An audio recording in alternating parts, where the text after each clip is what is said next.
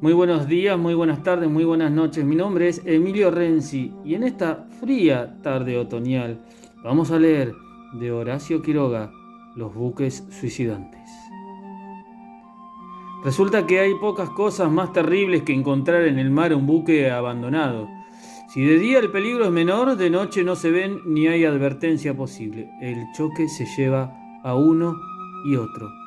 Estos buques abandonados por A o por B navegan obstinadamente a favor de las corrientes o del viento, si tienen las velas desplegadas. Recorren así los mares cambiando caprichosamente de rumbo. No pocos de los vapores que un buen día no llegaron a puerto han tropezado en su camino con uno de estos buques silenciosos que viajan por su cuenta. Siempre hay probabilidades de hallarlos a cada minuto. Por ventura las corrientes suelen enredarlos en los mares de sargazo. Los buques se detienen por fin aquí o allá, inmóviles para siempre en ese desierto de algas, así hasta que poco a poco se van deshaciendo, pero otros llegan cada día, ocupan su lugar en silencio, de modo que el tranquilo y lúgubre puerto siempre está frecuentado.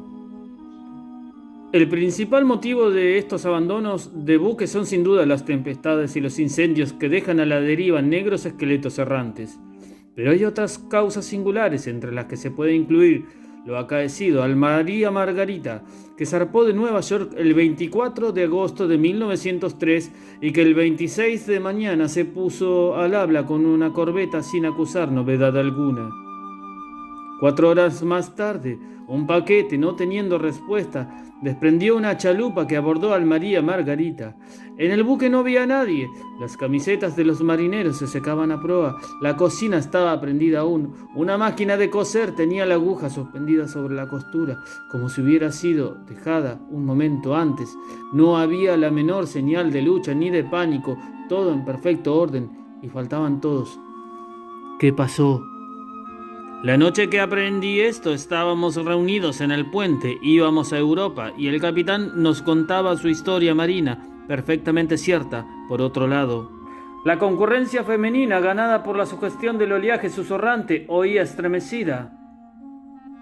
Las chicas nerviosas prestaban sin querer inquieto oído a la ronca voz de los marineros en proa. Una señora muy joven y recién casada se atrevió. ¿No serán águilas? El capitán se sonrió bondadosamente. ¿Qué, señora? ¿Águilas que se lleven a la tripulación? Todos se rieron.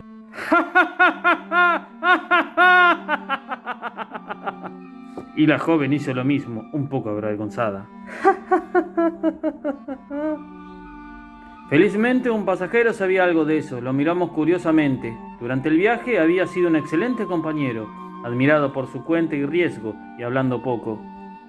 Ah, si nos contara, señor, suplicó la joven de las águilas. No tengo inconveniente, asintió el discreto individuo.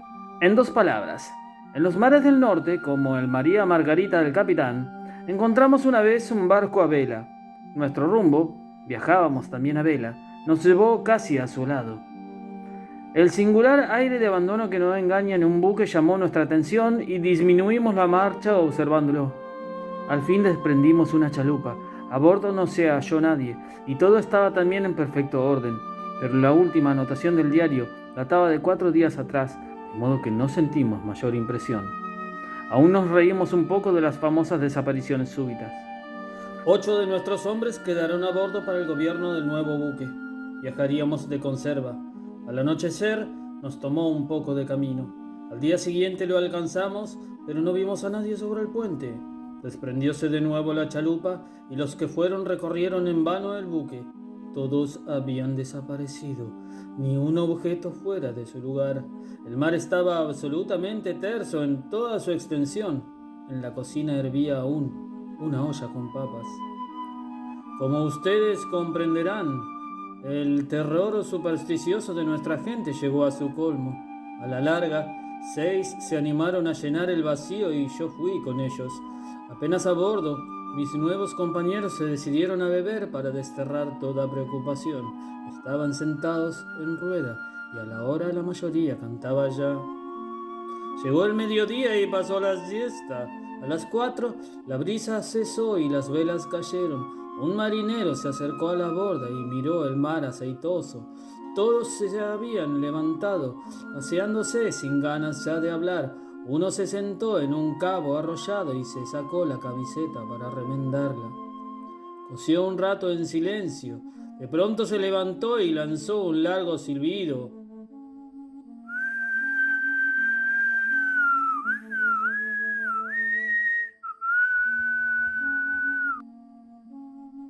Sus compañeros se volvieron.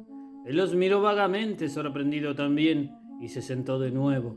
Un momento después dejó la camiseta en el rollo, avanzó a la borda y se tiró al agua. Al sentir el ruido, los otros dieron vuelta la cabeza con el ceño ligeramente fruncido, pero enseguida parecieron olvidarse del incidente, volviendo a la apatía común. Al rato otro se desperezó, restregóse los ojos caminando y se tiró al agua. Pasó media hora, el sol iba cayendo. Sentí de pronto que me tocaban el hombro. ¿Qué hora es? Las 5, respondí. El viejo marinero que me había hecho la pregunta me miró desconfiado con las manos en los bolsillos. Miró largo rato a mi pantalón, distraído. Al fin, se tiró al agua. Los tres que quedaban se acercaron rápidamente y observaron el remolino. Se sentaron en la borda, silbando despacio, con la vista perdida a lo lejos. Uno se bajó y se tendió en el puente, cansado. Los otros desaparecieron uno tras otro. A las 6, el último se levantó, se compuso la ropa, apartóse el pelo de la frente, caminó con sueño aún y se tiró al agua. Entonces quedé solo, mirando como un idiota el mar desierto. Todos, sin saber lo que hacían, se habían arrojado al mar, envueltos en el sonambulismo moroso que flotaba en el buque. Cuando uno se tiraba al agua, los otros se volvían momentáneamente preocupados, como si recordaran algo, para olvidarse enseguida. Así habían desaparecido todos, y supongo que lo mismo los del día anterior, y los otros, y los dos de los demás buques. Esto es todo. Nos quedamos mirando al raro hombre con inexplicable curiosidad. ¿Y usted no sintió nada?, le preguntó mi vecino de camarote. Sí, un gran desgano y obstinación de las mismas ideas, pero nada más. No sé por qué no sentí nada más. Presumo que el motivo es este. En vez de agotarme en una defensa angustiosa y a toda costa contra lo que sentía, como deben de haber hecho todos, y aún los marineros sin darse cuenta, acepté sencillamente esa muerte hipnótica, como si estuviese anulado ya. Algo muy semejante ha pasado sin duda a los centinelas de aquella guardia célebre que noche a noche se ahorcaban. Como el comentario era bastante complicado, nadie respondió. Poco después, el narrador se retiraba a su camarote. El capitán lo siguió un rato de reojo. «Farsante», murmuró. «Al contrario», dijo un pasajero enfermo que iba a morir a su tierra. «Si fuera farsante, no habría dejado de pensar en eso y se hubiera tirado también al agua». Horacio Quiroga, cuentos de amor, de locura y de muerte. A continuación, nos dirigimos hacia el apartado para empezar y respondemos, por escrito, las siguientes preguntas. A. ¿Qué personajes participan en el cuento? Creo que no recuerdo muy bien, pero un capitán había mujeres, había marineros, había una señora recién casada, intuimos que andaría rondando su marido, y por cierto, el, entre comillas, discreto pasajero, que es quien precisamente se convierte en el narrador de la segunda historia de misterio. Punto B. ¿Qué personaje pronuncia las palabras de los 4 primeros párrafos? Opciones: el presidente de Rusia, un astronauta o un pasajero. C. Y aquí me interesa saber o ver qué es lo que dicen ustedes, precisamente porque la respuesta que interpreto que se busca se enfoca en la ambigüedad y muchas veces suele ser complicado sacar conclusiones claras y precisas como solemos estar acostumbrados y acostumbradas de algo que es ambiguo. Lo veremos muy brevemente dentro de unos instantes. La indeterminación.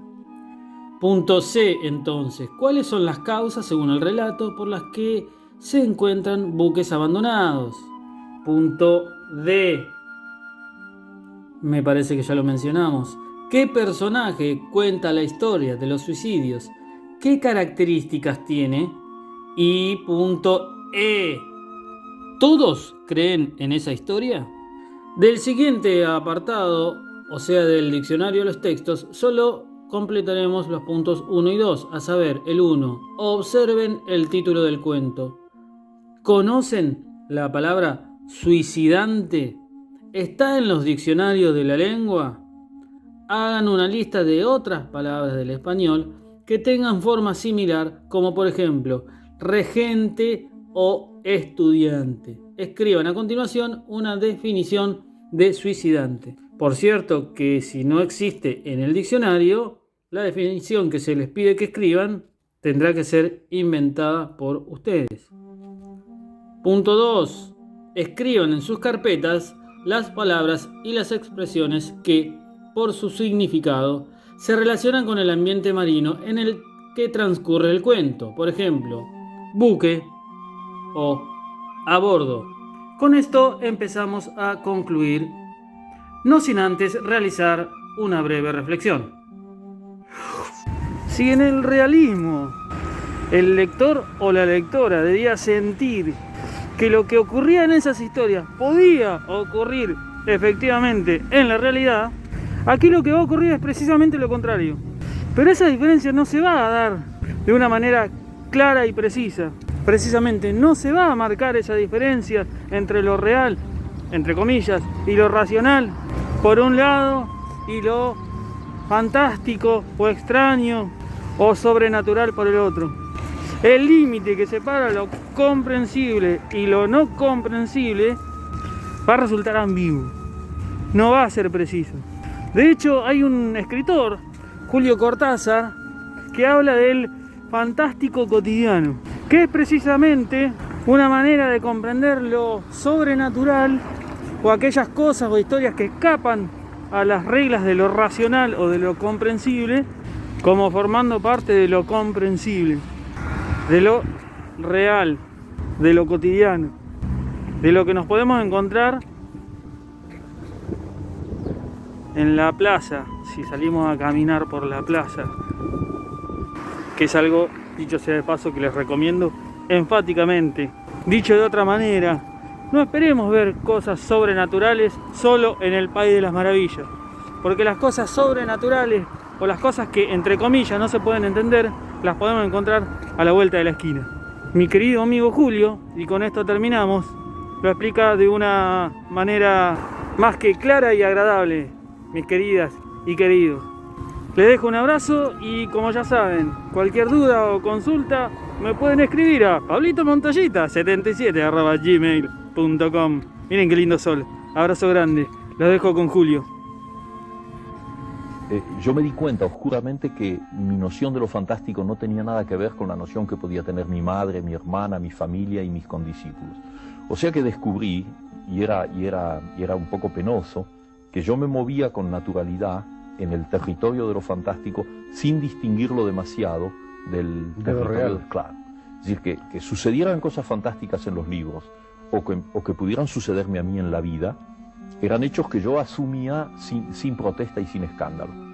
Y me encontré envuelto ya en un sistema social donde eso sí es un escándalo y se lo reduce inmediatamente de manera racional, diciendo, bueno, es una casualidad, es una coincidencia. No, es una excepción. ¿Ves? Todas las maneras de echar hacia atrás lo que te está amenazando por otros caminos que los caminos de la lógica. Bueno, entonces, como ves, mi noción de fantástico es una noción que finalmente no es diferente de la noción del realismo para mí, porque mi realidad es una realidad donde lo fantástico y lo real se entrecruza cotidianamente.